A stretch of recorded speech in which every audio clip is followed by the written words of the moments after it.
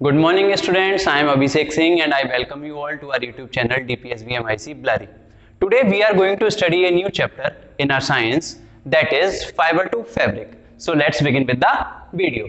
देखिए बच्चों, ये आपका जो चैप्टर का नाम है फाइबर टू फैब्रिक, इसका नाम सुन के आपको कुछ याद आ रहा होगा कि क्लास 6 में जब आप साइंस पढ़ रहे थे और क्लास 6 में भी आपका साइंस का जो चैप्टर नंबर 3 था उसका नाम भी क्या था? Fibre to fabric. क्लास 6 में भी आपके चैप्टर का क्या नाम था? Fibre to fabric. तो क्लास 6 में आपने फाइबर और फैब्रिक के बारे में बहुत अच्छे से डिटेल में बात करी थी। देखिए बच्चों, अब क्लास 6 में जब हम इसे पढ़ चुके हैं तो क्लास 7 में हमें पढ़ने की इसे क्यों जरूरत पड़ रही है इसके बारे में जानेंगे। लेकिन उससे पहले थोड़ा सा रिवीजन करते हैं हम हमारी पिछली क्लास से, और पिछली क्लास से रिवीजन करके हम बात करेंगे कि फैब्रिक और फाइबर क्या होता है। देखिए बच्चों, फैब्रिक क्या होता है? फैब्रिक होता है हमारा कोई भी कपड़ा, कोई भी वस्त्र। इस समय मैंने शर्ट पहन रखी है, ये शर्ट किसकी बनी हुई है?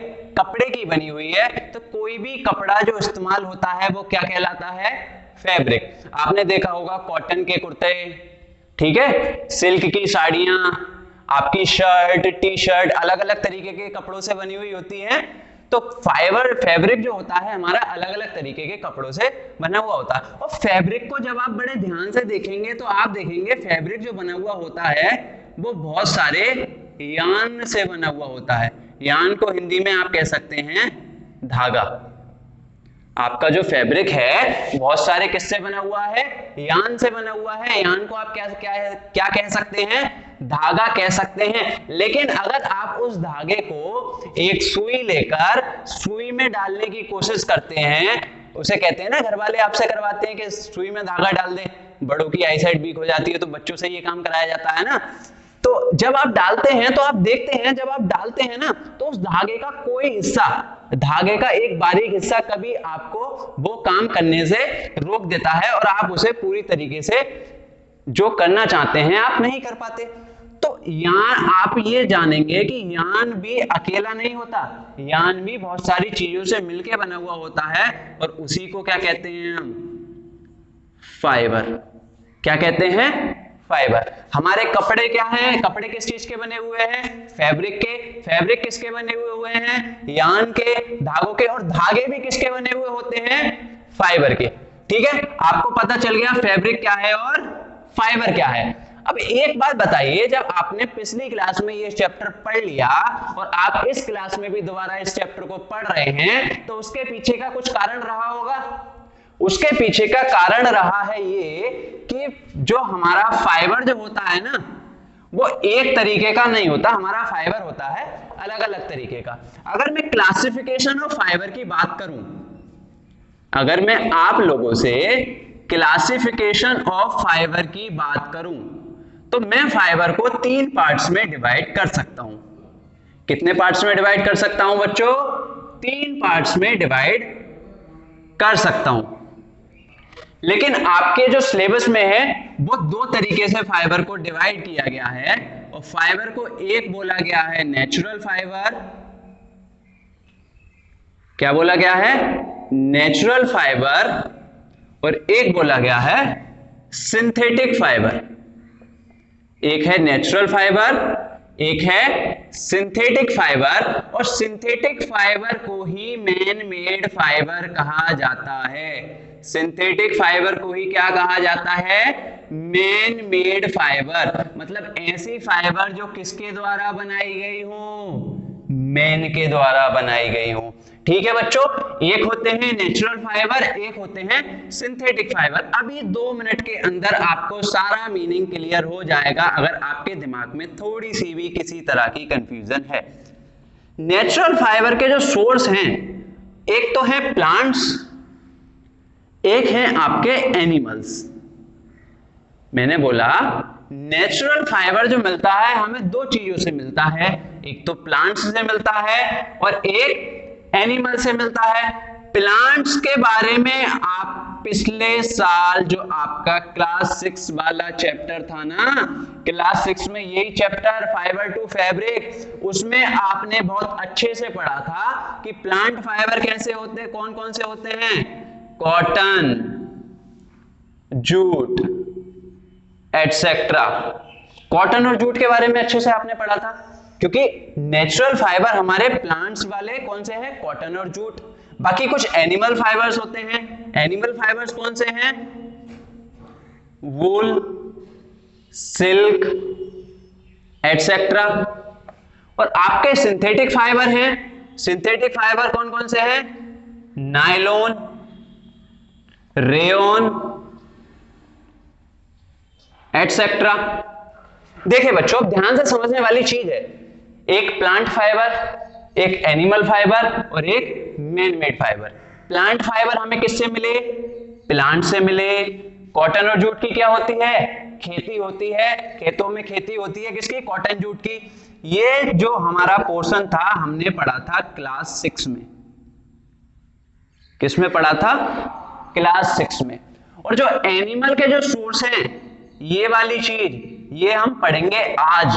और आज हम कौन सी क्लास की बात कर रहे हैं, क्लास 7th। ये सिलेबस जो है आपका क्लास 6 में कंप्लीट हुआ, ये आपका क्लास 7th में कंप्लीट हुआ। और ये सिंथेटिक फाइबर और मैन मेड फाइबर, इनके बारे में आप पढ़ोगे, क्लास 8th से पढ़ना स्टार्ट करोगे और आगे भी पढ़ते रहोगे। कोई भी जानकारी आप एकदम से तो ले नहीं सकते ना, एक बार में सारा कुछ तो सीख नहीं सकते। तो कुछ क्लास 6 में सीखेंगे, कुछ क्लास 7th में सीखेंगे, कुछ क्लास 8th में सीखेंगे, और ऐसे ऐसे करके हम अपनी नॉलेज को बूस्ट करते रहेंगे।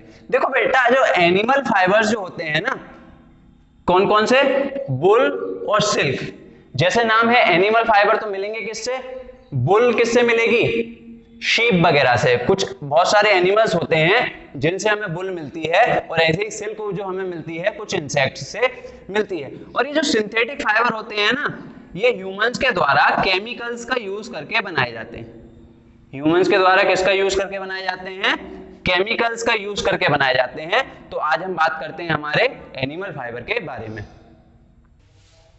चलिए, हमने 3 पॉइंट पढ़ लिए हमारा। हमने फैब्रिक क्या होता है वो पढ़ लिया, फाइबर क्या होता है वो पढ़ लिया, क्लासिफिकेशन ऑफ फाइबर किस तरीके से किया जाता है, इन तीनों के बारे में हमने अच्छे से बात कर ली। अब हम बात करेंगे सिल्क के बारे में।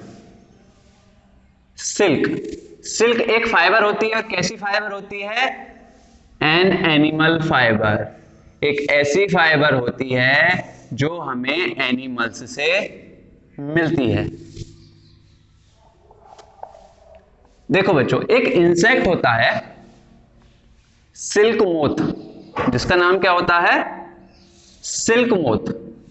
एक इंसेक्ट होता है जिसका नाम होता है सिल्क मोथ। एक होता है आपका मेल सिल्क मोथ, और एक होता है आपका फीमेल सिल्क मोथ।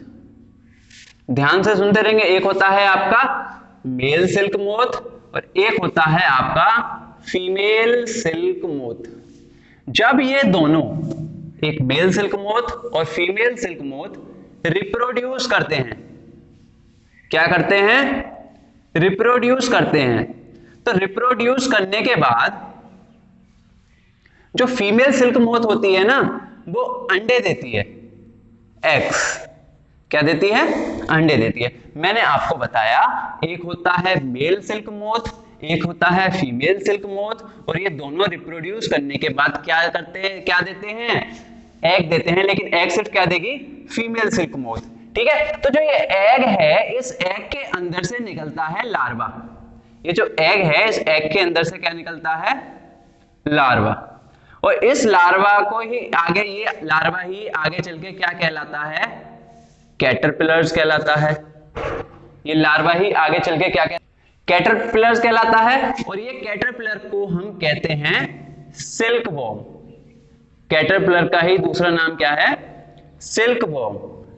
इन दोनों के बीच की एक स्टेज है प्यूपा, उसके बारे में हम डिस्कस नहीं करेंगे। तो मैंने आपको बताया, मेल सिल्क मोथ और फीमेल सिल्क मोथ रिप्रोड्यूस करके एग्स प्रोड्यूस करते हैं, और उन एग्स से हमें क्या मिलता है, कैटरपिलर से सिल्क वॉर्म मिलता है और यही हमारा क्या बनाने में मदद करता है, सिल्क को बनाने में मदद करता है।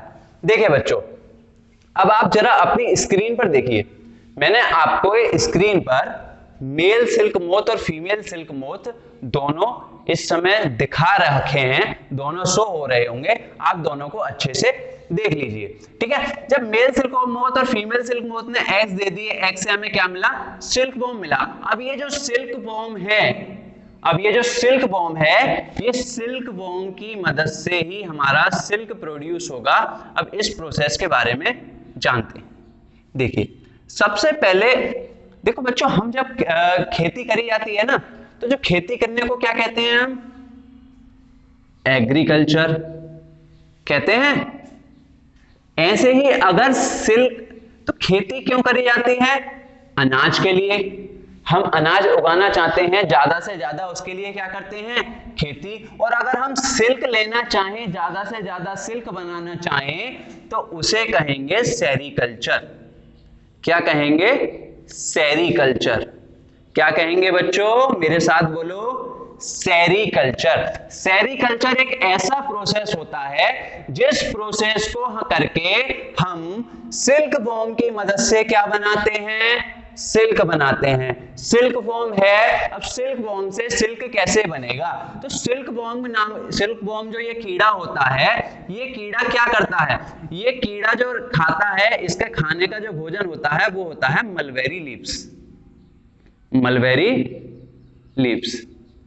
जब सिल्क वॉर्म होता है तो उसे क्या खिलाई जाती है, मलबेरी लीव्स। अब आप ये सोचेंगे सर ये मलबेरी लीव्स क्या है, तो बचपन में जब आप फ्रूट्स के नेम पढ़ते होंगे तो फ्रूट्स के नेम में आपने क्या पढ़ा होगा, एक सहतूत पढ़ा। तो आपने क्या पढ़ा होगा, सहतूत। सहतूत खाया भी होगा, पेड़ों पे होता है, छोटा सा, इतना छोटा सा। सहतूत के पेड़ की जो पत्तियां होती हैं वो सिल्क वॉर्म को खिलाई जाती हैं। तो सिल्क वॉर्म के खिलाने के बाद जो सिल्क वॉर्म के मुंह का जो सलाइवा होता है, उस सलाइवा में बहुत सारे क्या होते हैं, एंजाइम्स होते हैं। मैंने सबसे पहले आपको बताया सिल्क वॉर्म खाता क्या है, मलबेरी लीव्स। और मलबेरी लीव्स खाने के बाद उसकी बॉडी के अंदर जो सलाइवा होता है, उसके माउथ में जो सलाइवा होता है, उसमें बहुत सारे एंजाइम होते हैं और उन एंजाइम की मदद से वो अपनी बॉडी के चारों ओर एक नेट टाइप का स्ट्रक्चर बना लेता है, नेट लाइक स्ट्रक्चर बना लेता है। क्या बना लेता है, नेट लाइक स्ट्रक्चर बना लेता है, जिस स्ट्रक्चर को हम कहते हैं क्या, कोकून। क्या कहते हैं, कोकून। अभी तक आपको ये थोड़ा कंफ्यूज कर सकता है, लेकिन अब हम इसे पिक्चर्स के माध्यम से एक बार दोबारा समझते हैं। देखिए बच्चों, इस समय आपको आपकी स्क्रीन पर एक कीड़ा दिखाई दे रहा है, उस कीड़े को कहते हैं हम सिल्क वॉर्म। तो ये जो सिल्क वॉर्म आपको दिखाई दे रहा है, ये क्या खाता है, ये मलबेरी लीव्स खाता है, सहतूत की पत्तियां खाता है।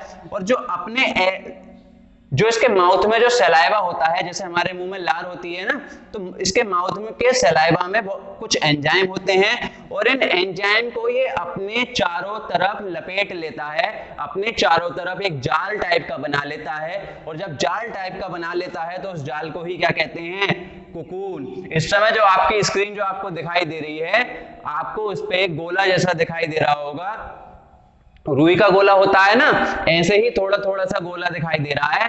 तो ये गोला जो है ना, उसने कोकून कहते हैं, इसे क्या कहते हैं, कोकून कहते हैं। सिल्क वॉर्म ने अपने चारों तरफ एक लेयर बना ली है और खुद को पूरी तरीके से ढक लिया है। इसी को ही हम क्या कह रहे हैं, कोकून कह रहे हैं। देखो बच्चों, अब जब कोकून हमें मिल गया तो कोकून को उठा लिया जाता है और कोकून के अंदर क्या होता है, सिल्क वॉर्म।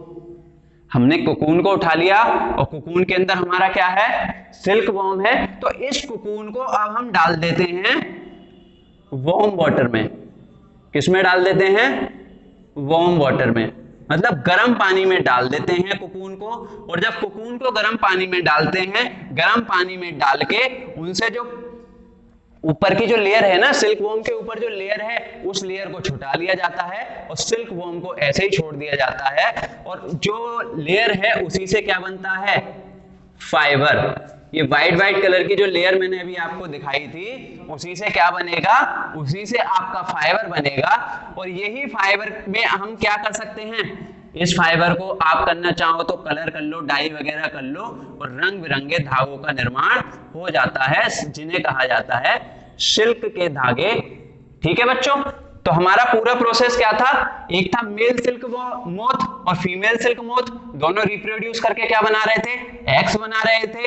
एग्स से लार्वा निकला, क्या बने, सिल्क वॉर्म बने। और जब हमने सिल्क वॉर्म को मलबेरी लीव्स खिलाई तो उसने अपने माउथ के अंदर के सलाइवा से अपने चारों तरफ एक लेयर बनाई, एक नेट लाइक स्ट्रक्चर बनाया, जिसे हमने कोकून बोला। और जब हमने कोकून को वार्म वाटर में डाला, वार्म वाटर में डाल के सिल्क वॉर्म अलग हो गया और हमारी जो कोकून की फाइबर थी वो अलग हो गई। और इसके बाद हमें हमारी फाइबर मिल गई। फैक्ट्री वगैरह में जो इनकी मशीनों के माध्यम से इन्हें डाई कर लिया जाता है। और आप देखते होंगे सिल्क की साड़ी वगैरह जो होती है ना, बहुत रंग बिरंगी आपको दिखाई दे जाती है। इसके अलावा एक मैं आपको एक और बताता हूं, एक बहुत इंपॉर्टेंट चीज और मैं आपको बताता हूं। देखिए कुत्ते होते हैं, कुत्ते एक प्रजाति के तो नहीं होते, डाबरमैन होता है, जर्मन शेफर्ड होता है, अलग अलग तरीके के कुत्ते होते हैं, उनकी अलग अलग क्वालिटी होती है। ऐसे ही जो हमारा सिल्क है वो कई तरीके का होता है, तस्सा सिल्क, मूंगा सिल्क, ठीक है, तस्सा सिल्क हो गया, मूंगा सिल्क हो गया, एक होता है कोसा सिल्क। ठीक है, ये हमारे सिल्क, ये अलग अलग तरीके का जो सिल्क मिलता है ना, अलग अलग वैरायटी के सिल्क वॉर्म से मिलता है। सबसे ज्यादा जो सबसे कॉमन जो सिल्क वॉर्म है वो कौन सा है, मलबेरी सिल्क वॉर्म। लेकिन जो सबसे महंगा जो सिल्क आता है, सबसे अच्छी क्वालिटी का जो सिल्क मिलता है, वो हमें किससे मिलता है, मूंगा सिल्क से मिलता है। और ये जो है ना Brahmaputra river valley, Brahmaputra river valley के पास में, असम के पास में जो ब्रह्मपुत्र रिवर वैली है, वहां पर ये मूंगा सिल्क सबसे ज्यादा मिलता है। और पूरी दुनिया में सबसे ज्यादा सिल्क कौन सा देश प्रोड्यूस करता है, तो पूरी दुनिया में चाइना सबसे ज्यादा सिल्क का प्रोडक्शन करता है। चाइना सबसे ज्यादा प्रोडक्शन करता है। हम भी टॉप प्रोड्यूसर में से एक हैं, लेकिन सबसे ज्यादा कौन करता है, चाइना। और आपको एक ये भी सोचने में पड़ रहा होगा, आप ये सोच रहे होंगे कि हम एक सिल्क वॉर्म से हमें कितना सिल्क मिल सकता है। तो बेटा 5500 कोकून्स से 1 केजी सिल्क मिलता है हमें। 1 केजी सिल्क बनाने के लिए कितने कोकून्स चाहिए, 5500 कोकून्स चाहिए। और 5500 कोकून्स कितने से मिलेंगे, 5500 सिल्क वॉर्म से मिलेंगे, क्योंकि सिल्क वॉर्म अपने चारों तरफ जो लेयर बनाता है उसी को क्या कह देते हैं हम, कोकून।